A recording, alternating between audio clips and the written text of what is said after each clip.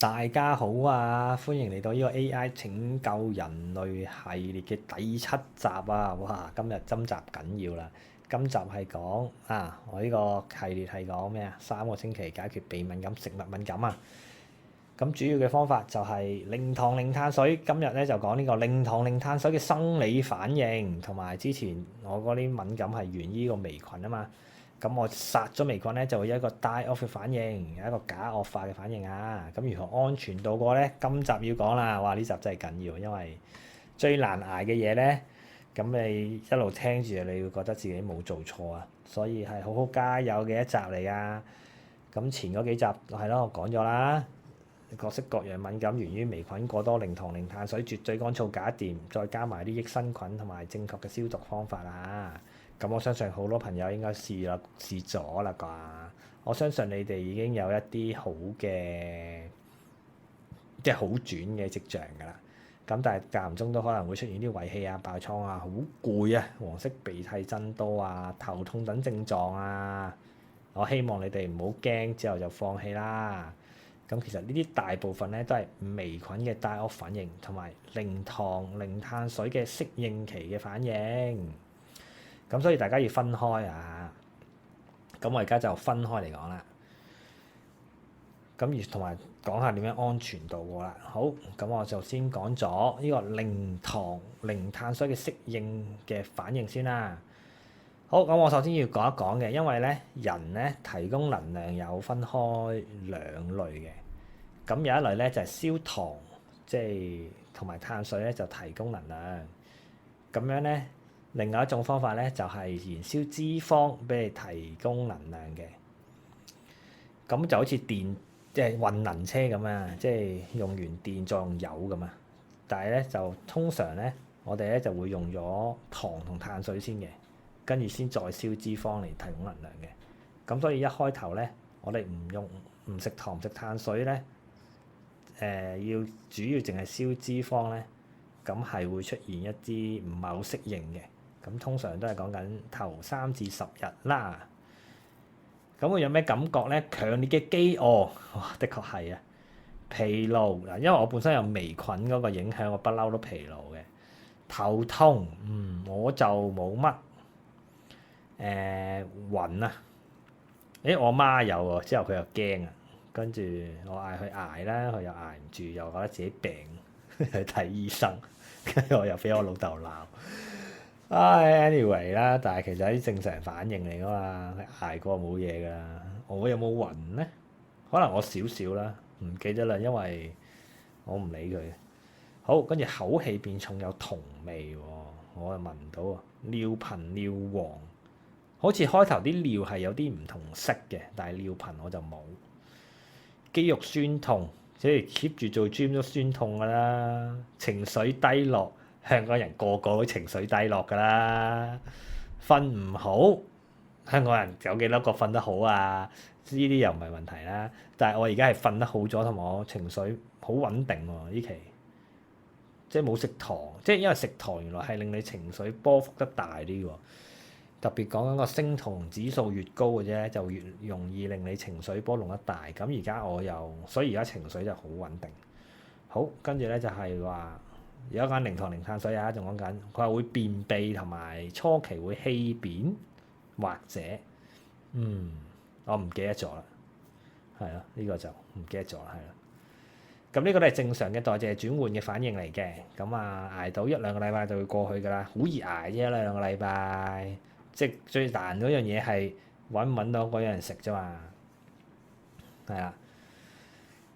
咁樣咧，微菌打反應啦，而家講。呢個係假嘅惡化嚟嘅。咁因為咧微菌大量死亡嘅時候咧，就會產生毒素嘛，咁就會有各式各樣嘅問題啦。我之前食得牛多，殺得死微菌多，真係會病啊！連續幾日食真係會病啊，病到瞓喺度嗰隻喎，唔係講笑喎。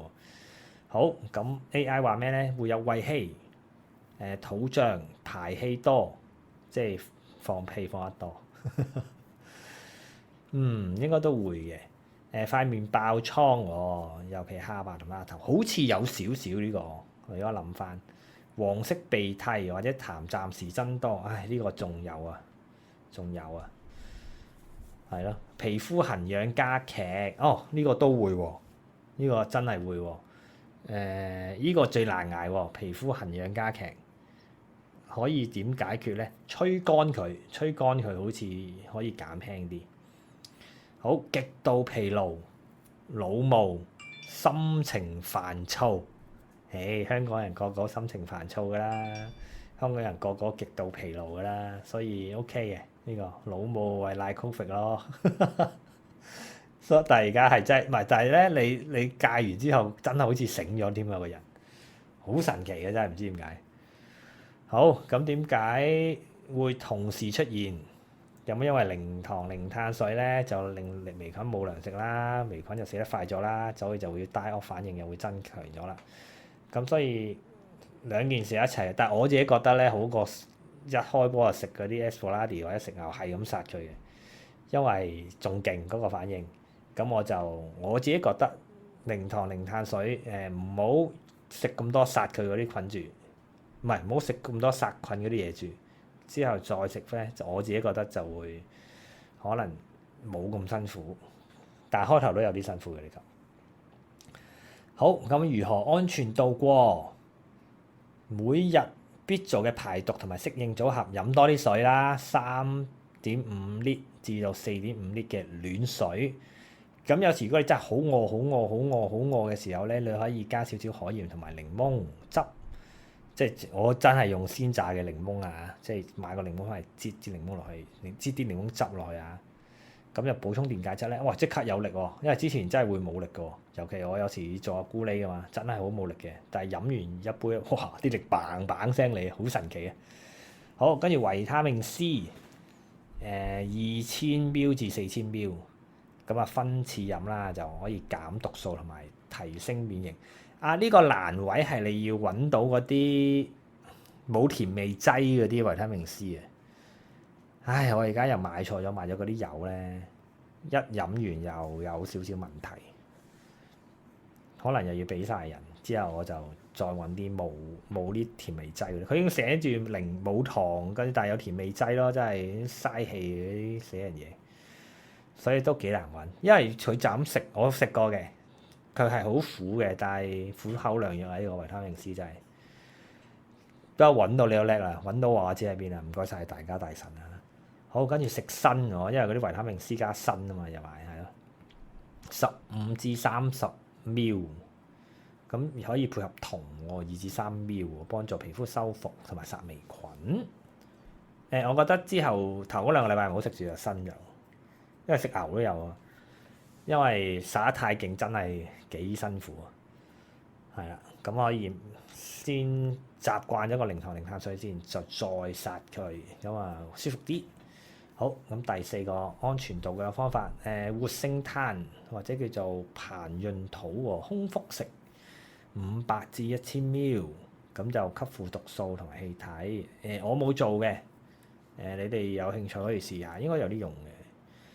係啦，跟住就係電解質講咗啦，加鹽、鎂、鈉喎，減輕頭痛同埋肌肉痛喎。做下 gym 都痛㗎啦。咁休息多啲，避免劇烈運動。我因為避免唔到去做咕喱，所以但係我又唔係好劇烈嘅，咁就 which is OK 啦。好啊，咁啊有效嘅輔助咧，溫和嘅散步同埋輕太血。咦，我係輕咕喱喎，咁所以幫助淋巴排毒喎。熱水浴出汗，喂呢個緊要啊！或者焗桑拿，我發現出汗咧真係好有助排毒㗎。你連續焗3日桑拿，我包你舒服好多。係啦，腹部按摩、深呼吸減胃氣。呢個我又冇做喎，可能有用嘅。好，時間嘅預測啊！咁零糖零碳水嘅適應期反應咧，大多數人就係1-2個禮拜啦，就會適應到啦。因為冇辦法㗎，你一定因為你個人要能量啊嘛，逼住個人燒你啲脂肪提供能量啊嘛。喂，減埋肥添啊，唔係講笑。唉，我而家減埋，即係我啲內臟脂肪少咗，我好開心嘅。但係我其他脂肪真係而家瘦得滯，我體脂得8%。上次 test。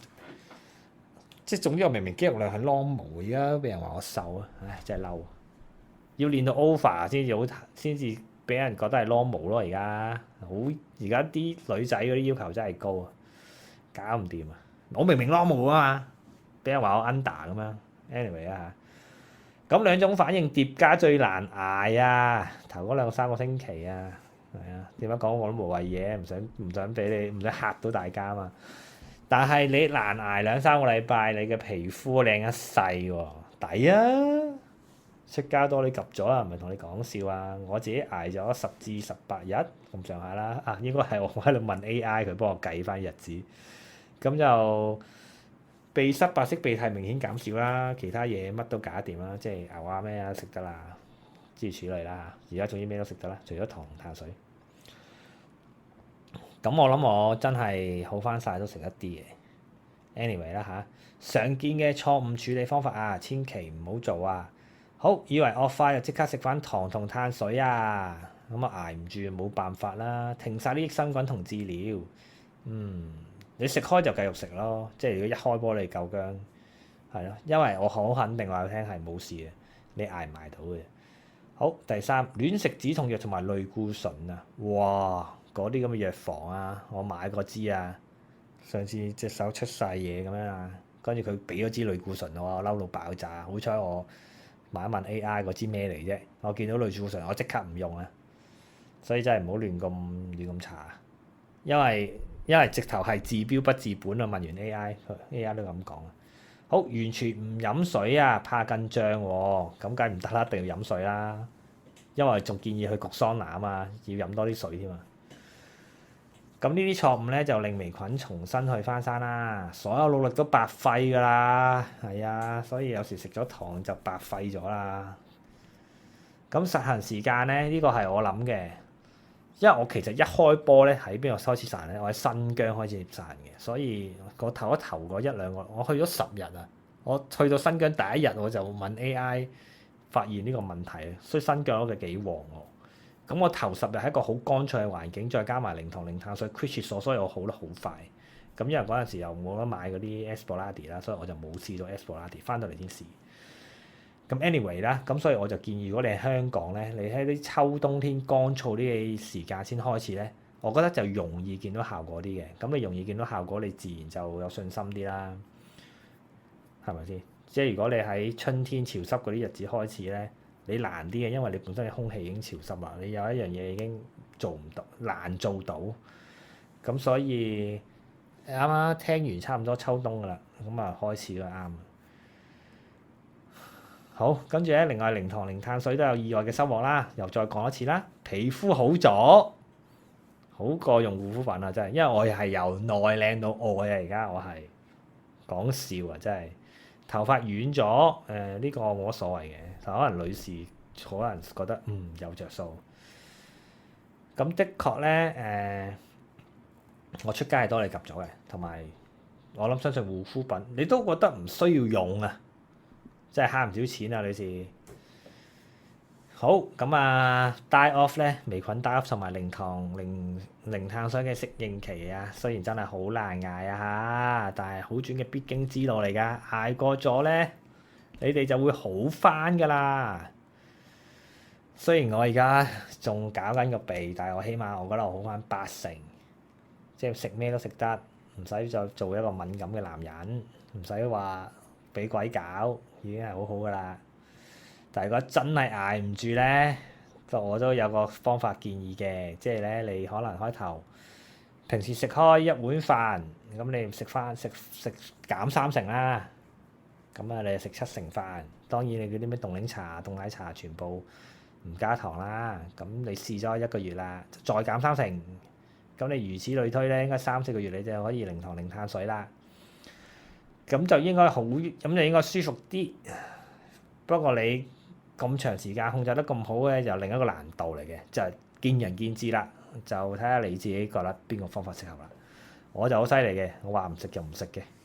我發現好少人做到啊，但係我同我啲 friend 講過，個個都話佢做唔到，但係我唔知點解我真係咁勁，我真係可能戒開嘢，我一話唔食我即刻唔食啊，係啦。咁但係唔係個個好似我咁噶嘛，咁所以你試下啦，減30%，減30%，減完30%覺得捱到嘅時候再減30%啦，應該好容易嘅呢個係。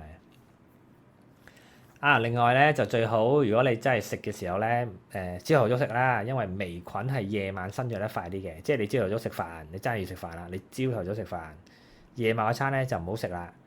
係啦，咁點解啊？因為微菌夜晚生長得快啲嘅，咁啲糖盡量喺佢生長得慢嘅時候，個人用咗佢啦。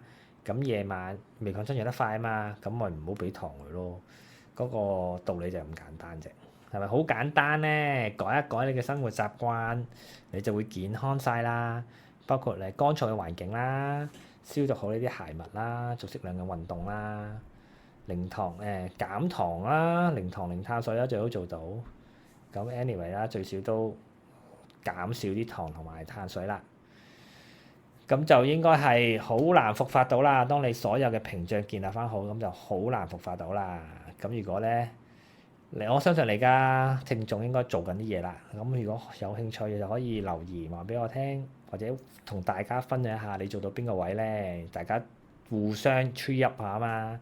因為呢個問題困擾得太多香港人啦，我真心希望幫到困擾住大家嘅微菌快啲散去啊！真心希望幫到大家嚇，因為我捱咗30幾年啦。